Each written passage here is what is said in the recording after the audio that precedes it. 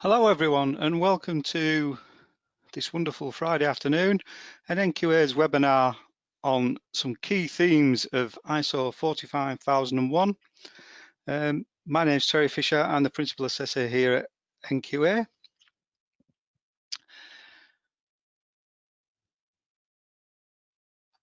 So basically we've pulled together this webinar to help support our clients going forward.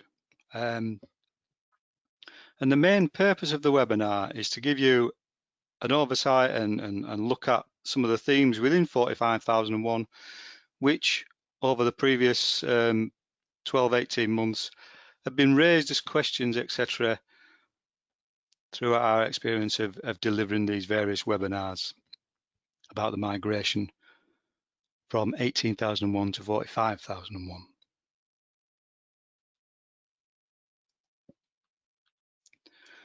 So just give you a little overview of NQA. As you're probably well aware,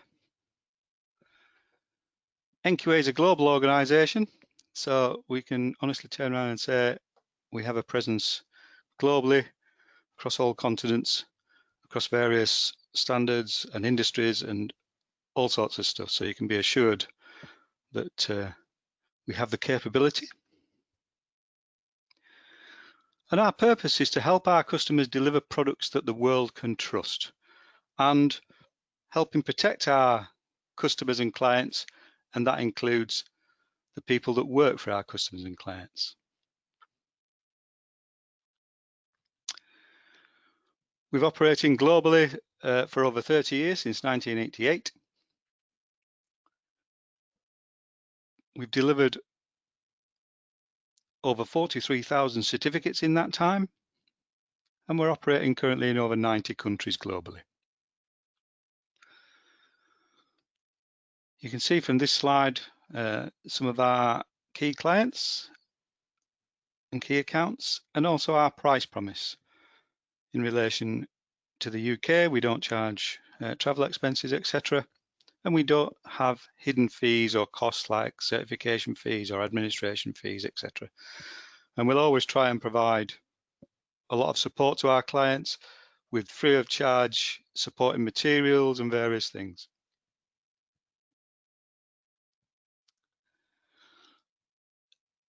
Just had a question come in. Can everybody hear me? Because one of our listeners can't.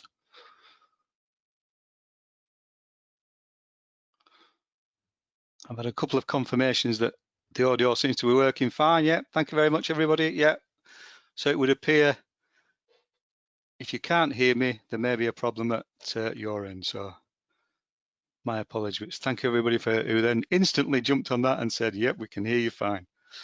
So thank you very much for that. As we go throughout the presentation today, I would encourage you to send in questions, etc.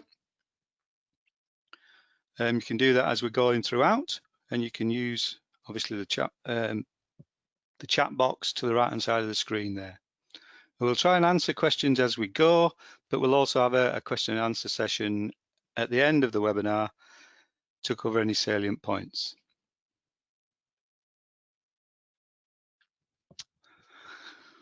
So just have a quick recap in terms of 45,001 and why we're looking to implement it and what we're trying to achieve. Well, we're trying to enhance and improve occupational health and safety performance. So that can deliver a positive cultural change with risk-based thinking and increased worker engagement. And also a systematic approach to proactive risk management to reduce culpability and increase protection, both, as I said earlier, the workers within our client organisations and by definition, our clients themselves. So that's what we're looking to achieve with the implementation. And we also think some of the benefits of ISO 45001 is a proven commitment that's externally verified. So it's something to be proud of, about the leadership that delivers positive actions and improvements over time. That's what we're trying to do.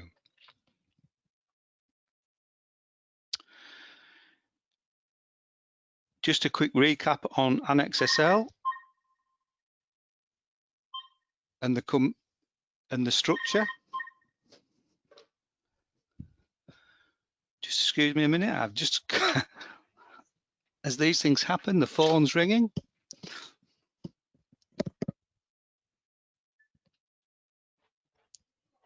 Yes.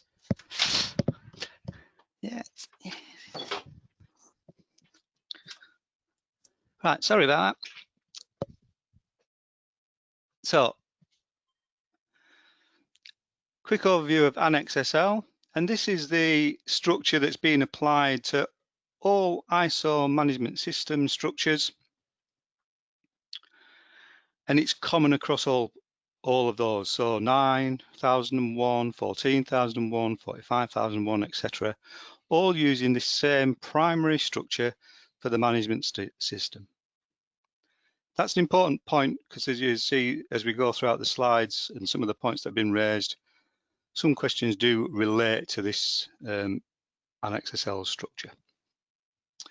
So just for clarity there, when we're looking at auditing the systems, we're actually looking at auditing clauses 4 to 10 inclusive. That doesn't mean to say clauses 1 to 3 of the management standard aren't important, because they are. I think you may find, for those of you with a copy of the standard, section 3, the terms and definitions used within the standard, is a very useful point. And also those of you with a copy of the standard, at the end of the management standard of 45001, there's also an annex in terms of some guidance and some explanations as to the various clauses and what they're trying to achieve. So there's also some supporting information at the back of the standard there, as well as just the clause by clause requirements.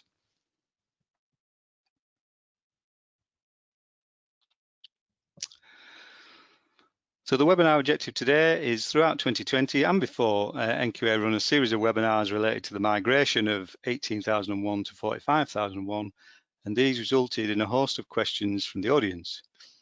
So in this webinar, we've gathered together those themes and questions to help support clients and try and clarify the issues raised.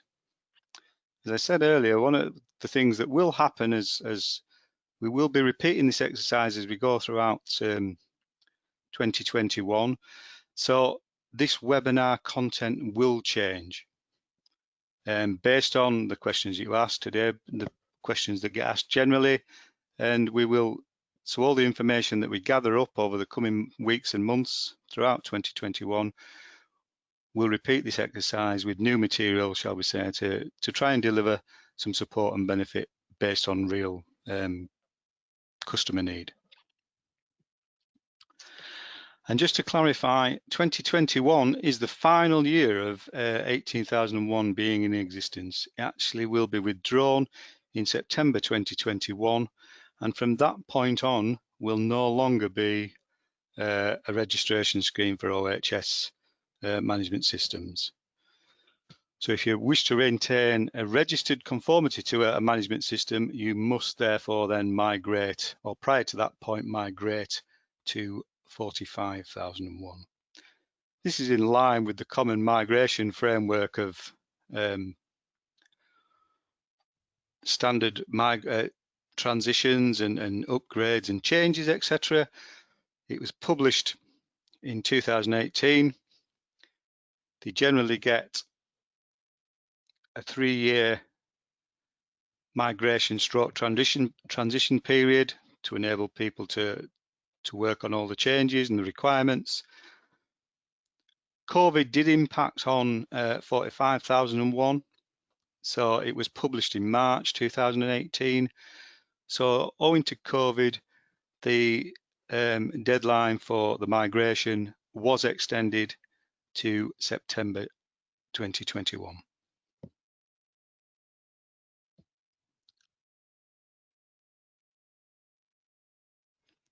So that gives you a summary of where we are. So the first question, I haven't put these in any particular order, but I have put 2 or 3 questions together. So I haven't put them in any close priority or anything like that.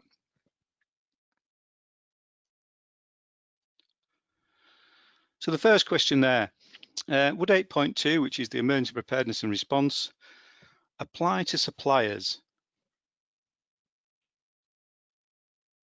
My answer to that is yes, it can apply to suppliers, and especially in terms of supplying of equipment, PPE, for example, and or services that can be undertaken on site, such as installation, maintenance services, etc., etc. So yes, you will look at emergency preparedness and response in relation to activities and operations that have the potential to impact on your management system.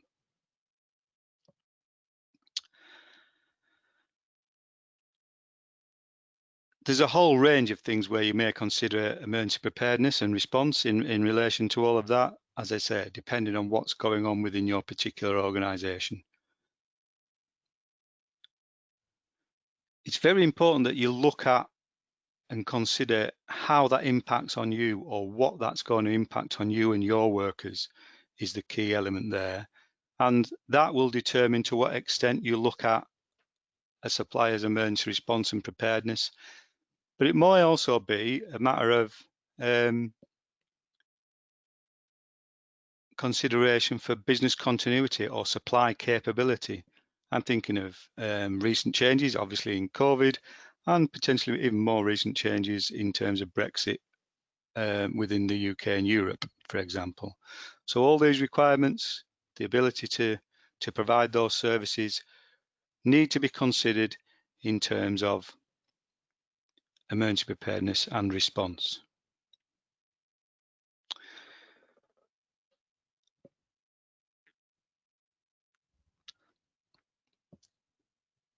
You've also got to remember that you are looking at your own management system. So it's not for you to then go into organizations or supply chains and say, oh, well, this, that, and the other, you need to. It's about how it impacts on your organization's capability to maintain safe operations during various changes or new supply or whatever. Or if you're going to use that equipment as part of your work equipment, is that fit for purpose, etc. So this is where looking at the supply and procurement elements of what you do and why you do it is really important in relation to 45001.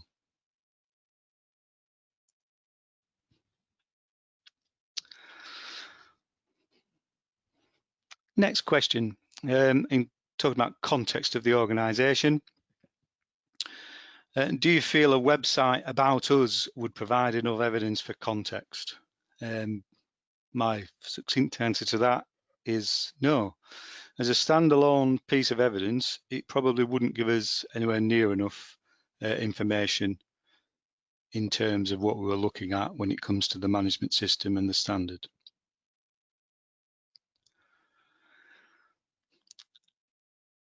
Within context, as you'll all be well aware probably, we need to look at risks, opportunities, interested parties, the strategy of the organisation, the culture, could be even the geographical location of the organisation.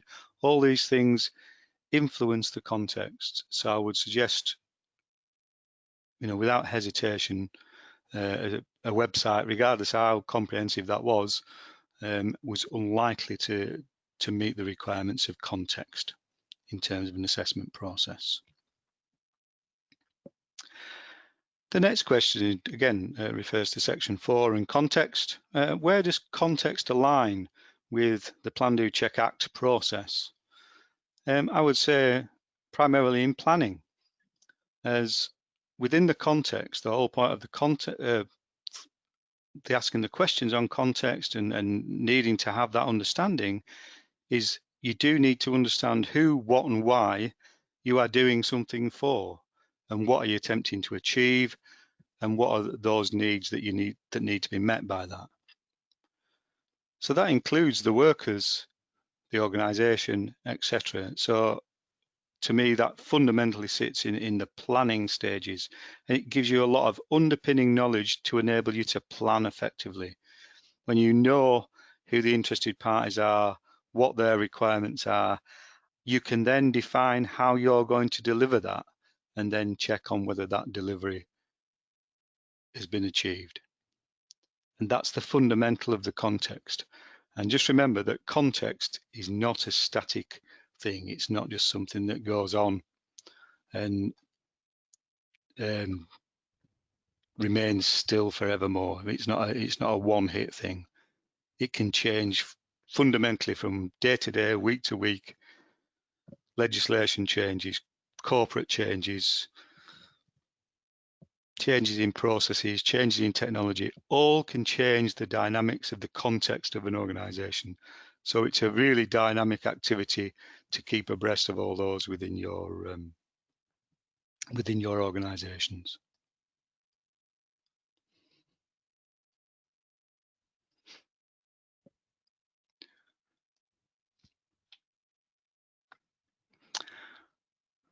Next question again on context. Does the boundary of the scope need to specify boundaries? If so, are these the boundaries of the company or boundaries of their markets? My response to that is the scope of the management system shall, and this is a quote from the standard, the scope of the management system shall include activities, products and services within the organisation's control or influence which can impact on the OHS performance. That's basically a quote from the standard. Therefore, the scope may contain, in my view, statements of applicability to operations and services and even locations. For an example there, the system scope is all operations undertaken at XYZ site, including sales, manufacturing and distribution. So it's quite a clear and concise scope. Or it may state manufacturing and distribution only if sales are conducted at another location. So it's about a clear and concise statement of how the company operates and what it intends to do.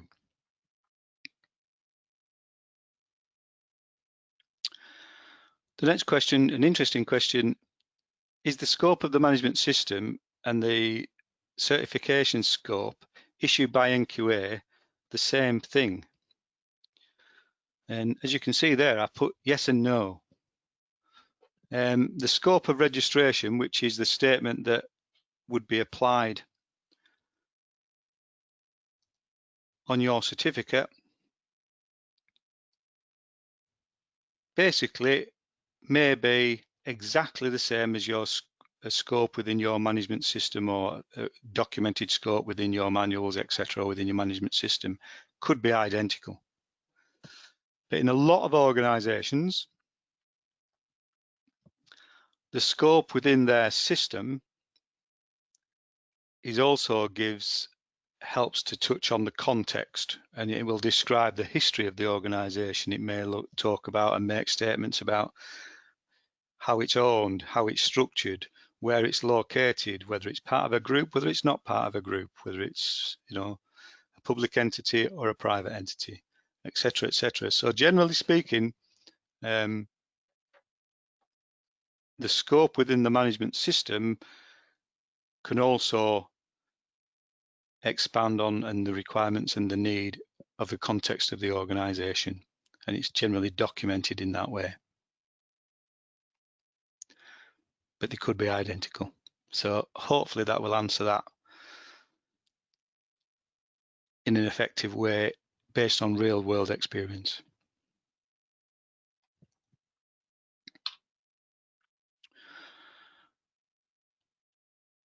Next question we've got looks at leadership and commitment.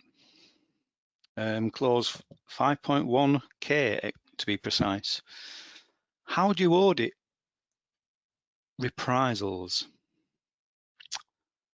So my response to that is one way to audit that is to have discussions with people as we're going throughout the audit process relating to recent incidents, looking at information and documents and reports, and talking to workers that are raising concerns, e.g. potentially union representatives or worker representatives and operators throughout.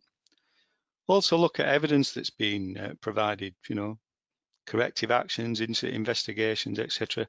will all give you an indication of the culture and leadership of the organisation, which is a great indicator to me about how the organisation is looking at the culture and trying to prevent reprisals. We want an effective occupational health and safety management system, and worker participation and engagement throughout of that is a really core requirement to make it effective, and to make sure that the culture is open and supportive of that is an important element. So we don't want reprisals. We want a culture where people are happy and confident to bring concerns to the leadership of the organisation at appropriate levels. We want people to make suggestions of improvements. We want people to help us reduce risk within our organisation. And it's a really important element of the culture of the organisation to ensure that the leadership engages with that in a positive way and a supportive way to ensure that's effective.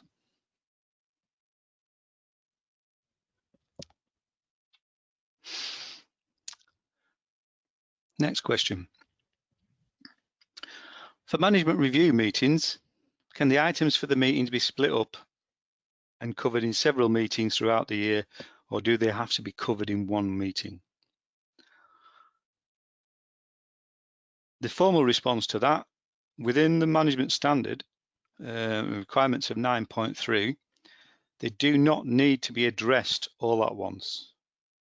And that's also, it's stated in the guidance that I referred to earlier at the start of this, in section A 9.3 of the standard, right at the back at the guidance annex, and it actually it documents that within that requirement there as a guidance element.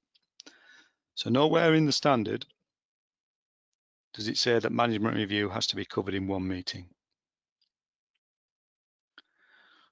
It is traditionally, in a lot of organisations, done in one meeting because that's, to them, an appropriate and convenient way of doing it. But as long as it's planned and the coverage gets documented and there's evidence there for it taking place and there's evidence there of that management review being undertaken effectively, that's what we're looking to achieve. But it certainly doesn't have to be done in one meeting.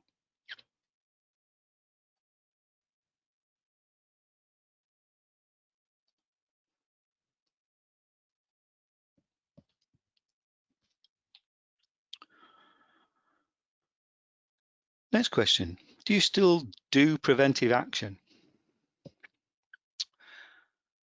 The short answer to that is yes.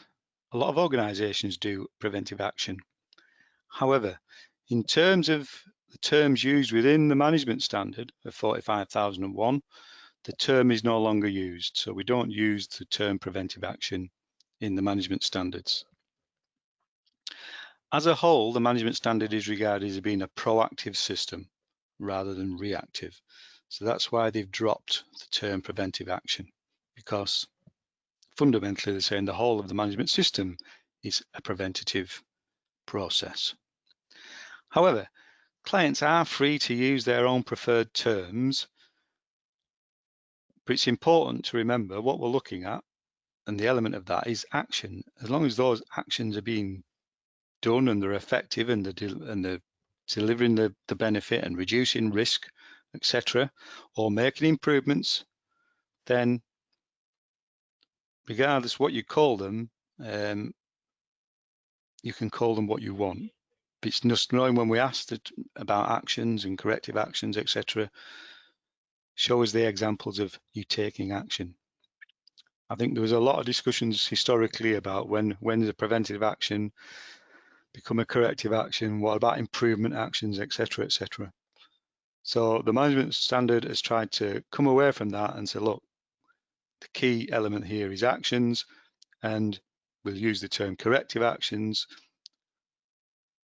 But as customers and clients, you're at liberty to use whatever suits your organization and the culture and the terminology that people are used to within your organization. That's the key.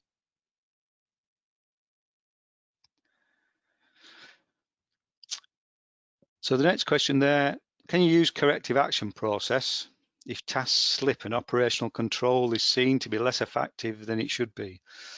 I think this is a good question to do on the back of the one about preventive action, because it demonstrates exactly the point I've just made, in that, you know, there could be confusion between, oh, well, is that an improvement action? Or is it a corrective, whatever. Use your action processes to drive forward improvements and implement change within your organization. See also management of change, because that also helps you structure when you're looking at change. But also remember, when you're implementing, before you implement any action, the standard requires you to assess the risks associated with that change prior to implementation, because you could be making new or different risks or more significant risks by implementing the change. So that needs to be considered before it's actually implemented. So it's just worth remembering, use the management system, use the processes appropriately.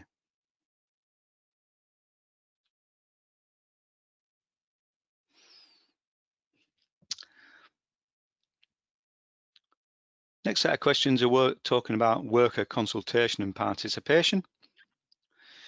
If you have 9,000 and 14,000, the only extra bit you'll need to focus on is more engagement, more consultation and participation. My response to that is no, absolutely not.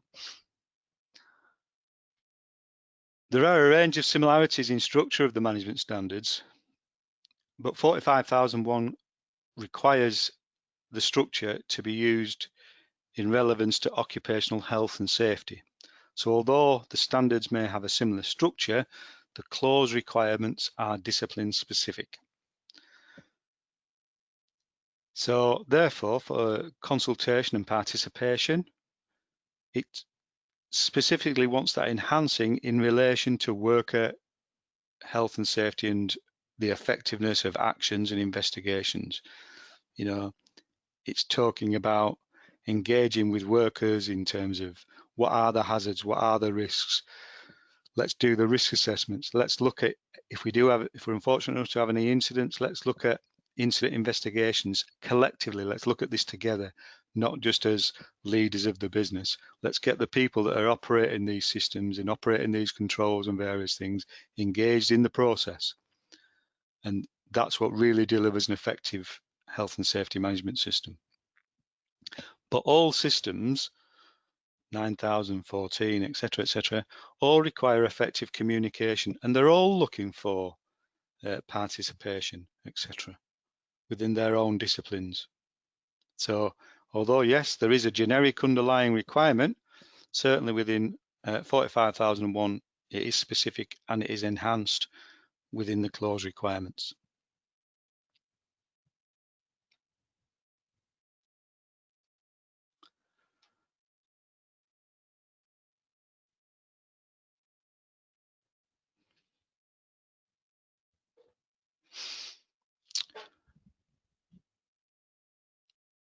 Next question, how do we determine that the adequate level of worker participation in defining the procedures?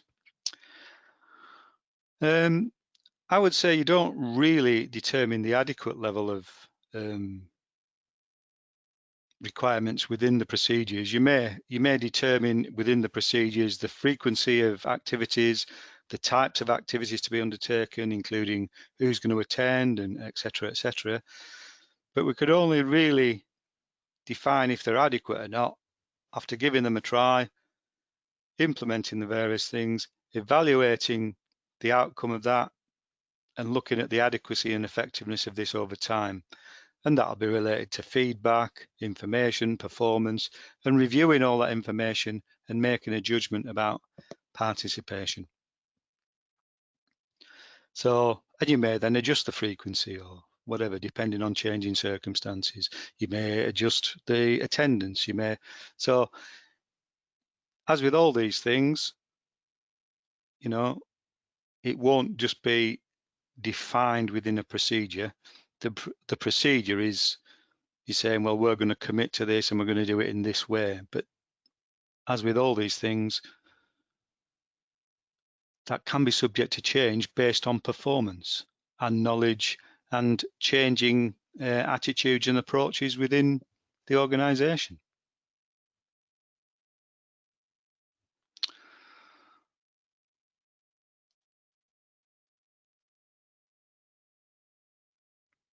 So I'll just stop there just to capture a couple of questions. When asked about, and the first question is, when asked about action, the continual improvement focus is on root cause, corrective, immediate action to correct nonconformity, then corrective action, action to prevent reoccurrence, etc.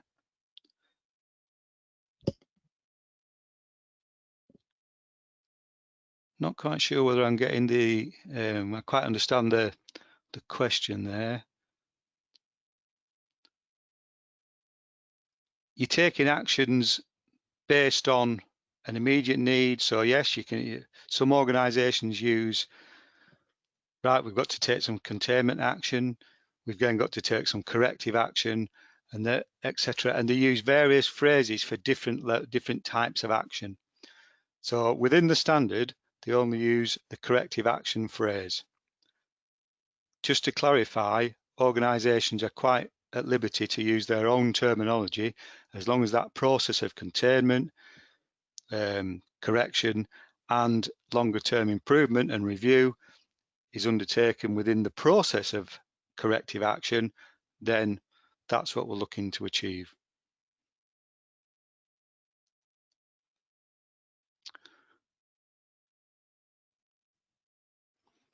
That was just one about a slide answers the question.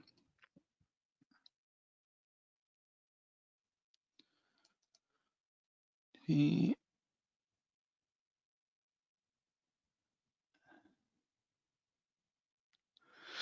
question here that's come in from one of the members: is there a tolerance on office statutory inspections being delayed, not completed on time due to COVID?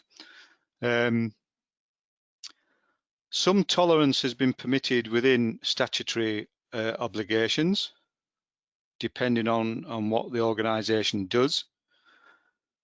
So where that's tolerated by the enforcement authority, it would be tolerated by the internal management system. But you have to be able to demonstrate that the system is still being implemented effectively. And I think that's the key thing here. So although there may be some slippage and some of that may be tolerated, there are things with some statutory inspections that can't be tolerated to go outside.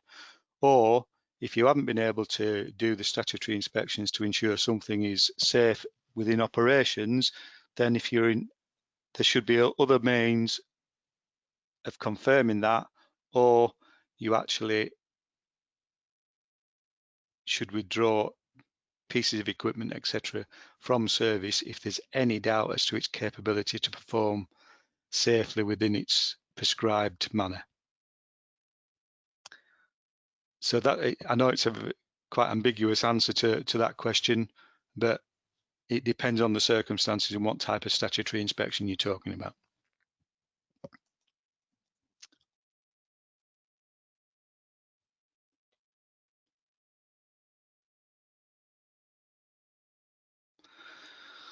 Somebody's asked a question here about structure of the management systems within companies, and basically they're saying, does it have to be, you know, exactly as Annex SL is, or can it be Section 1, Section 2, Section 3, Section 4?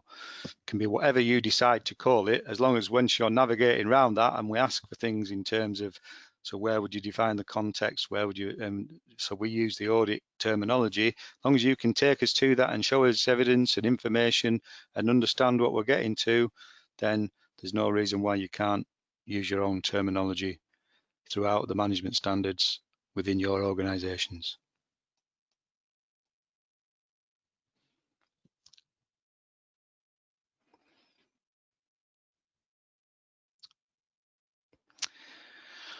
Question here about 18001. If you hold ISO 18001 auditor qualification, will you be able to use this to transfer to 45001 external auditor? Because you refer to an internal auditor qualification, then that audit qualification can be equally as relevant with some experience of 45001, but there may be some refresher training that could be required. The whole point about auditors, it's about making them competent to deliver the audit effectively. So whether that be training, experience, mentoring, etc., etc., the company needs to define its own requirements in terms of that for internal audit processes.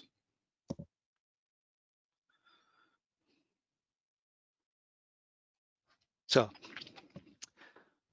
that's all the questions I think today. I'll continue with the slides.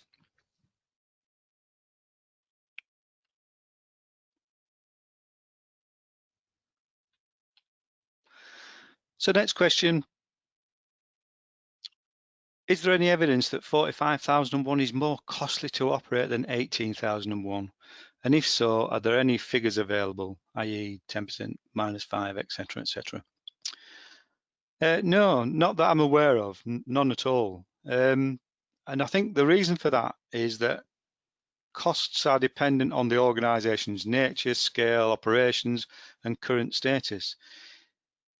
It also relates to what you mean by costs, whether that be external assessments, internal costs, resource requirements to maintain a safe and effective operational system, etc. So it all depends on how you want to view those costs.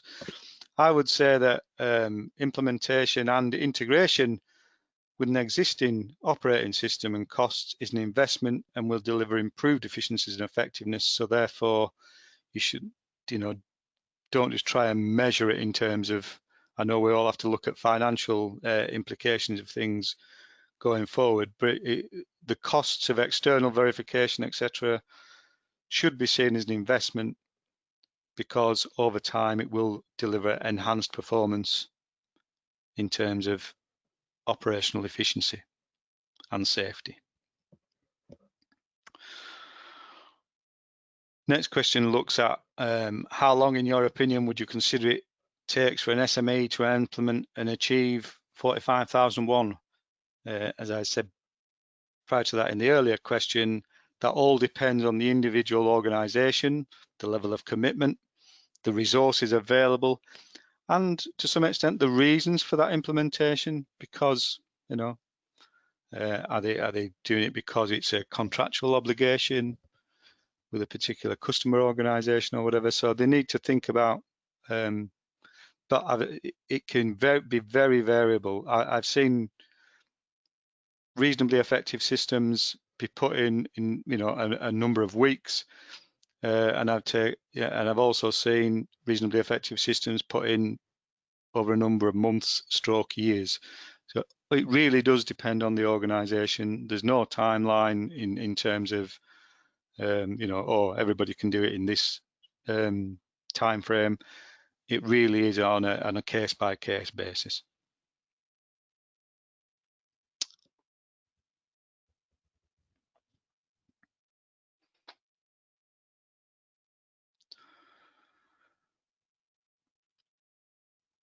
The next question we've got, please can you give any hints on how we can combine three systems, i.e. ISO 9001, 14001 and 45001 in one manual? As I put there in my response, NQA have and are having a number of webinar sessions on system integration. So using the common Annex SL structure is the starting point in my view. Use of evaluation techniques such as gap analysis and various things is the easiest. You need to understand where you are and what you've already got. Be systematic, as in do it in a methodical way, and don't try and reinvent any wheels, and try not to make it overly complex. I think in my experience, some organisations have made it quite complex in their approach, but like I say, try and keep it straightforward, systematic. So within the clauses or the closed sections of the standards, try and use those as the framework, and then look at each individual requirement and look at where you are now and what you've already got. And that, to me, is the best advice I can give. Whether you have it in a manual, whether you have it in an electronic system, etc., is entirely up to yourself. The next question on the slides is management of change. How could that be used to accelerate implementing the migration?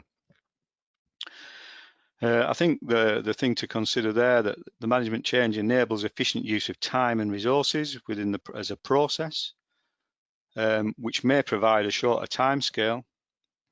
But you also need to consider that it may be better to look at the effectiveness as you go rather than rushing in. It's better to put an effective system in place once than putting an ineffective system in, rushing it in, and then having to go back and continually change. Because as we know, it can be difficult to change people and people's attitude and people's approach, etc. You can get an element of disengagement if you're constantly going back and refining on a regular basis what's required and when it's required, etc. So you've got to be bear that in mind. So it isn't always the duration that's the thing; it's the effectiveness of the management system that you should be looking to achieve for the benefits of the organisation and its workers.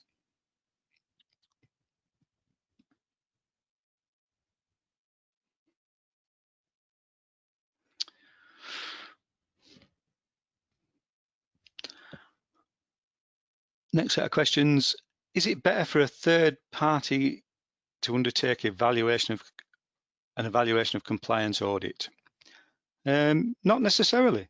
Evaluation of compliance may well be undertaken in part by routine monitoring and controls. So there could be routine monitoring controls within your existing operating controls, and they could look at,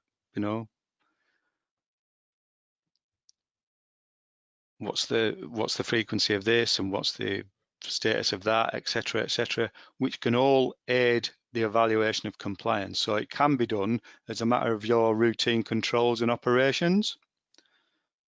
External resource can certainly aid the evaluation of compliance, because it can be an impartial evaluation in terms of that. But you've got to look at compliance of legal and other requirements is a fundamental element and deliverable of the management standard. So, nowhere in the standard does it say it has to be done by an external third party.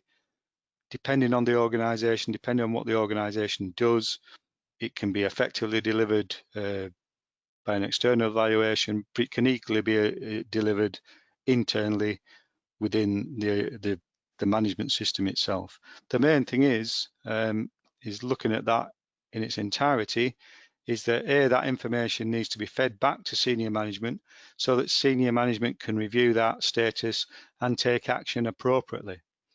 So, whether evaluation of compliance is done once annually or whether it's done routinely and monitoring on a monthly basis, does everything need to be done all at once, etc.? These are things that need to be defined and considered as per the requirements of the standard. But it's trying to deliver and confirm that compliance evaluation of legal and other requirements is being delivered as a matter of the policy commitment. That's what you're looking at verifying in that evaluation of compliance.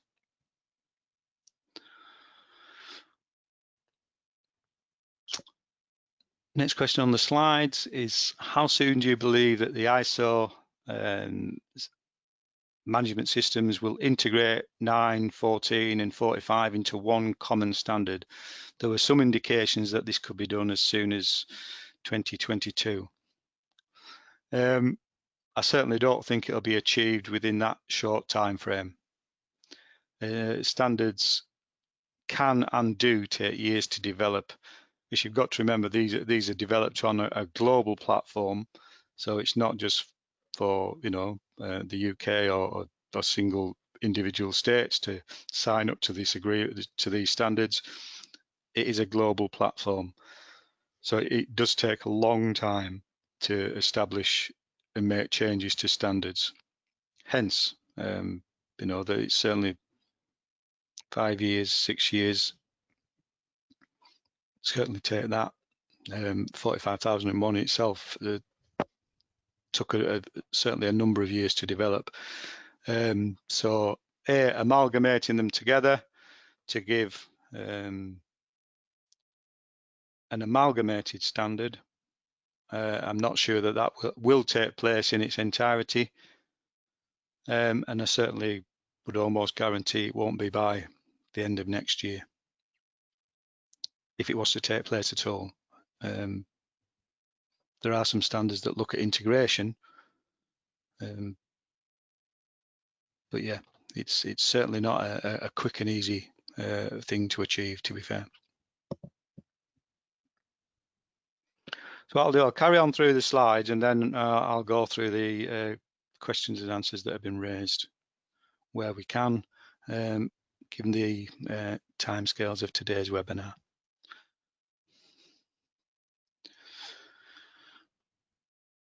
We've also had a couple of questions on over the time of the webinars, looking at migration gap guides and various things. Well, certainly NQA via their website has some gap guides and some supporting documentation.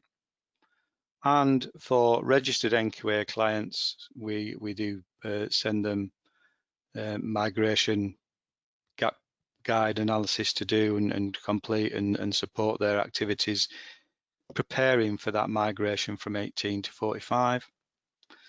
So there is lots of information there. And if nothing else, if you have a copy of the standard, in fairness, and you're looking at a gap analysis, then use the standard and the clauses requirement within the standard to create your own gap analysis. Or you can, NQA and other certification bodies do provide a gap analysis service. Obviously, that's not a free of charge service, because it can be one or a number of days. And to have an assessor come in and look at where your management system is and identify gaps and whatever in relation to where you are and where you need to be for 45,001. So yes, you can do it internally. Yes, you can have external resources come in and help you do that. And in terms of documentation, yes, there's some on the website, but you've also got the standard itself, which you can use to. That's basically what you're trying to, the gap from where you are and what that standard requires.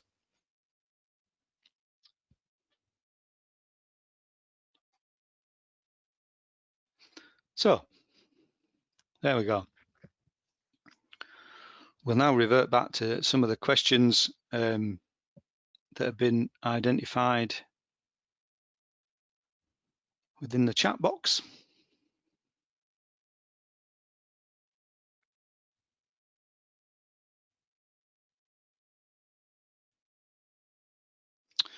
Question here about, although basically the question is, this is not an ISO 45,000 question, but we'll appreciate if you could help. Do we need to include financial legislation in ISO system compliance registers? You may need to in relation to, certainly to environmental and potentially to your quality system where it relates to a specific quality related thing to your product or service delivery. So certainly there's some financial system requirements within 14001 in terms of environmental, certainly within the UK. So yeah, you can use the structure of the system to support the business overall. You could even have just a financial section within your system, depending on what the culture was and what the organisation's needs were.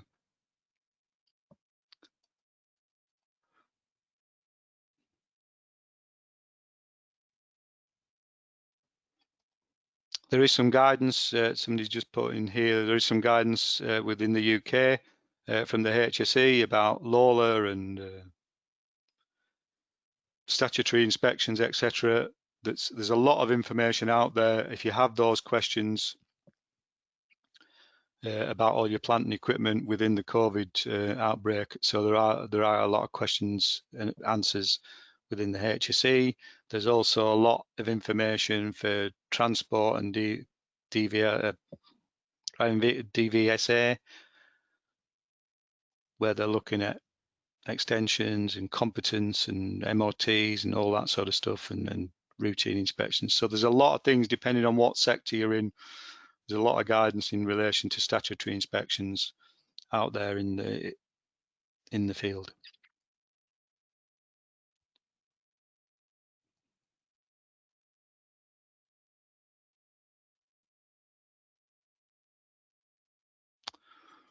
Pum, pum, pum.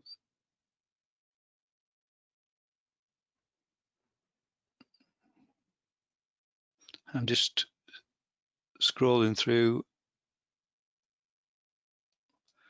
the questions as they've been raised to ensure that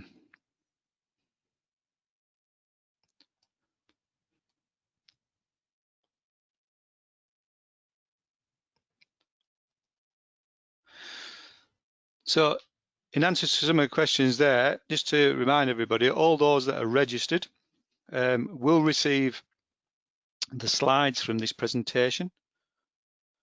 And as I said, there are supporting information and documents on the NQA website.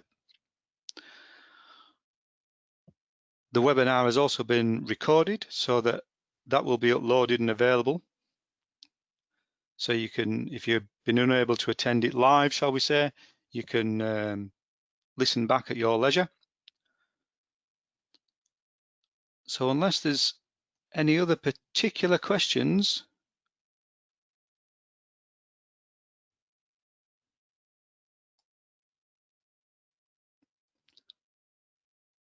I think I've captured them all there.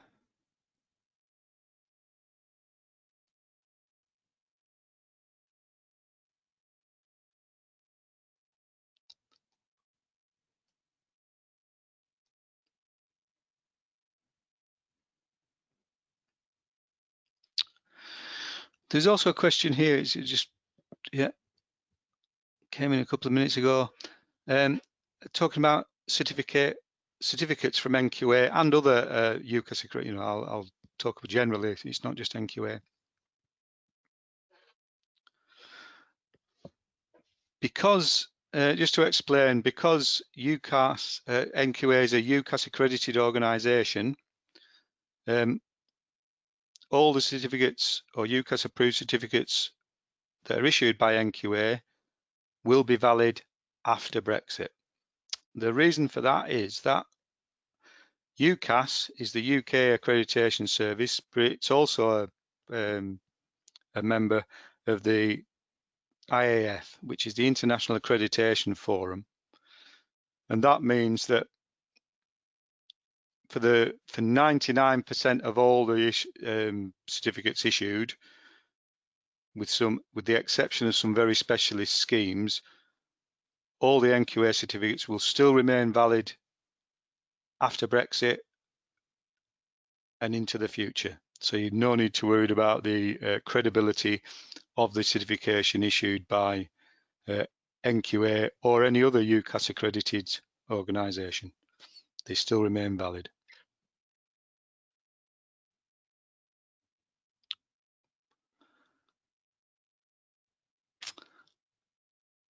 And to answer another question about context of the organisation, it doesn't say within the standard that context of organisation needs to be documented. But we can get evidence of context of organisation through discussion. A lot of organisations do choose to document various elements of the context, such as interested parties, etc. So it's a combination approach. When we talk about evidence, we're talking about all forms of evidence, whether that be documented, whether that be statements, whether that be interviews with individuals, whether it talks about, evidence that in relation to how do you know that's the interested party? Well, there they are. We get communications for them. That is all evidence in terms of context, etc. So nowhere in the standard does it actually talk about requirements for documented information in relation to the context. But all organisations must understand their context, and that's why it's in as a management system requirement.